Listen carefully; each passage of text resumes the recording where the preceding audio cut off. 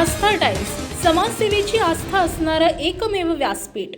मैं ये 9 सवाल अब गिनूंगा, दोहराऊंगा और यही मांग करूंगा कि ये 9 सवालों पर प्रधानमंत्री अपनी चुप्पी तोड़े। पहला सवाल अर्थव्यवस्था से संबंधित है। हम लोग सब जानते हैं कि हमारी देश पीड़ित है महंगाई से, बढ़ती हुई बेरोजगारी से, नोटबंदी से, पहला नोटबंदी, दूसरा नोटबंदी, गलत तरीके से जीएसटी लागू होने के बाद जो एमएसएमई खत्म, और इसका पूरा और हमें देखने को मिल रहा है। आर्थिक विषमताएं बढ़ती हैं, आर्थिक विषमताएं बढ़ती हैं। है क्यों है प्रधानमंत्री देश में बेरोजगारी छू रही है? क्यों अमीर हो रहे हैं और गरीब हो रहे हैं? सार्वजनिक संपत्तियों को आप क्यों मित्रों को बेच रहे हैं? आर्थिक विषमताओं क्यों बढ़ रही हैं? तो ये पहला सवाल अर्थव्यवस्था से जुड़ा हुआ है और खास तौर से बढ़ती हुई आर्थिक विषमताओं के संबंध में है। दूसरा सवाल कृषि और किसान से संबंधित है, कृषि और किसान से जुड़ा हुआ है।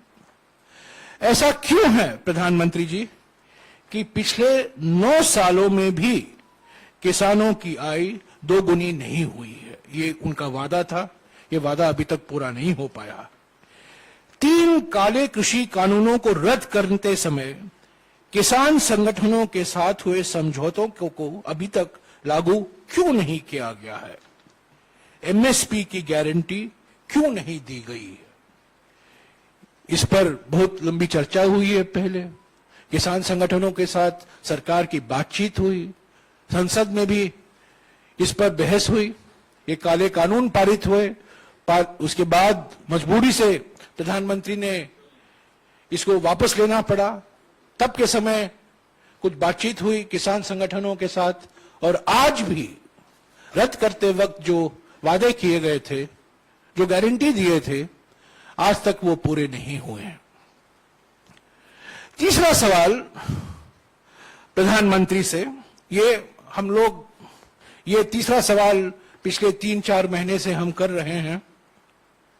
खास तौर से मित्रवादी पूंजीवाद का मिसाल जो हमें देखने को मिल रहा है, रोज कुछ ना कुछ मोनानी कहानी जो हमें उसको अखबारों में, टीवी में, मीडिया में, कई माध्यमों से हमें जानकारी मिलती रहती है। ऐसा क्यों है प्रधानमंत्री कि अडानी को फायदा पहुंचाने के लिए एलआईसी और एसबीआई में जमा जनता के खून पसीनों की कमाई को दांव पर दिया गया है? भ्रष्टाचार को खत्म करने की बात करने वाले प्रधानमंत्री इस पर जवाब क्यों नहीं देते कि अडानी की फर्जी कंपनियों में, शेल कंपनियों में, फर्जी कंपनियों में 20,000 करोड़ रुपए किसके हैं? इस पर आप जानते हैं हमने 100 सवाल, हम अडानी के हैं कौन श्रृंखला में हमने 100 सवाल पूछे हैं, उसका एक भी जवाब नहीं आया है। और अभी ये प्रचार किया जा रहा है कि सुप्रीम कोर्ट से एक क्लीन चिट मिला है। ये बिल्कुल क्लीन चिट नहीं है, ये भी साबित हो गया है। और भी सवाल उठते हैं और खास तौर से ये फर्जी कंपनियों से जुड़े हुए हैं। और ये 20,000 करोड़ रुपया किसका है? चौथा सवाल भी राहुल जी ने बार बार भारत जोड़ो यात्रा के समय उठाया था, हमने भी उठाए हैं, बार बार हम उठाते रहते हैं।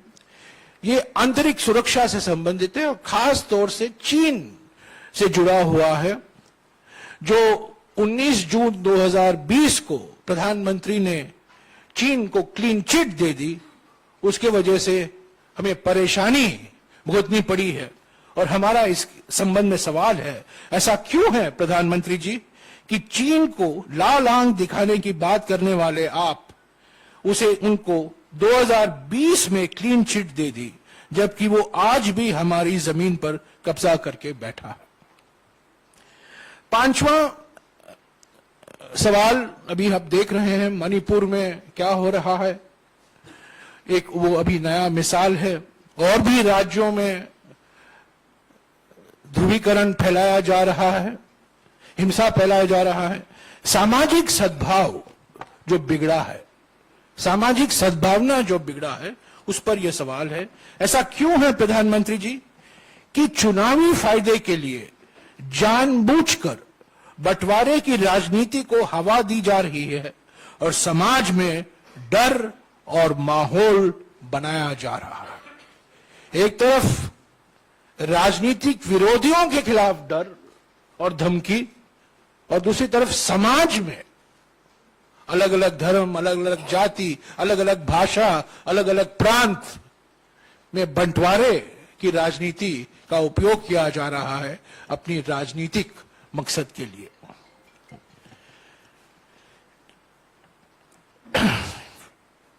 छठा सवाल है हमारा सामाजिक न्याय से संदर्भ में। ऐसा क्यों है प्रधानमंत्री जी कि महिलाओं, आप देख रहे हैं जंतर मंतर में, ऐसा क्यों है कि महिलाओं, दलितों, आदिवासियों, ओबीसी और अल्पसंख्यकों के खिलाफ हो रहे अत्याचारों पर आप चुप रहते हैं? जाति जनगणना, कास्ट सेंसस, वो जाति जनगणना की मांग को क्यों नजरअंदाज किया जा रहा है? कांग्रेस अध्यक्ष मल्लिकार्जुन खड़गे जी ने प्रधानमंत्री को भी खत लिखा है, उसका भी जवाब नहीं आया। राहुल जी ने बार बार भारत जोड़ो यात्रा के समय इसकी मांग की। आप जानते हैं जब यूपीए की सरकार थी, हमने जाति जनगणना की थी, पर बहुत से कारणवश, मैंने पहले आपको बताया है, वो प्रकाशित नहीं हो पाया। और हमारी मांग है और अनेक विपक्ष पार्टियों की मांग है कि जाति जनगणना होना जरूरी है, पर यह अभी तक इस पर प्रधानमंत्री ने कुछ कहा नहीं है। लोकतांत्रिक संस्थाएं पर अगला सवाल है।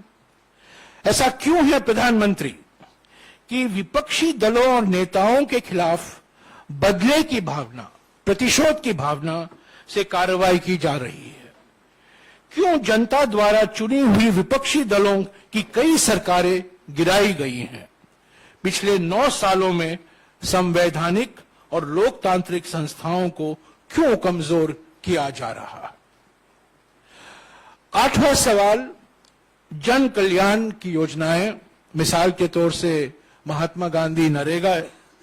ऐसा क्यों है प्रधानमंत्री कि बजट में कटौती करके मनरेगा जैसे जन कल्याण की योजनाओं को कमजोर किया गया है? गरीब, आदिवासी एवं जरूरतमंदों के सपनों को क्यों आप कुचला जा रहा है? और हमारा अंतिम सवाल, प्रधानमंत्री को हम याद दिलाना चाहते हैं, कोरोना मिसमैनेजमेंट आज हम भूल गए हैं, पर एक समय था कोरोना महामारी से सारा देश पीड़ित था। ऐसा क्यों है प्रधानमंत्री कि कोरोना के कारण और खास तौर से कोरोना मिसमैनेजमेंट के कारण, कुप्रबंध के कारण 40 लाख लोगों ने अपनी जान गंवाई। 40 लाख लोगों की मौत के बाद भी उनके परिवारों को मुआवजा देने से मना कर दिया गया। क्यों अचानक लॉकडाउन करके लाखों कामगार साथियों के घर जाने के लिए मजबूर किया गया और उन्हें उनके हाल पर छोड़ दिया गया?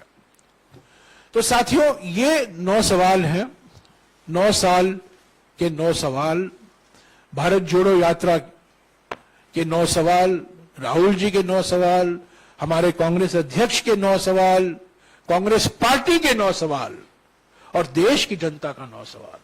तो ये 9 साल हैं, 9 सवाल हैं, और प्रधानमंत्री को, खास तौर से प्रधानमंत्री को चुप्पी तोड़ने की अभी वक्त आ गया है और जरूरी है। आमच्या नवीन बातम्या पाहण्यासाठी आजच आमच्या आस्था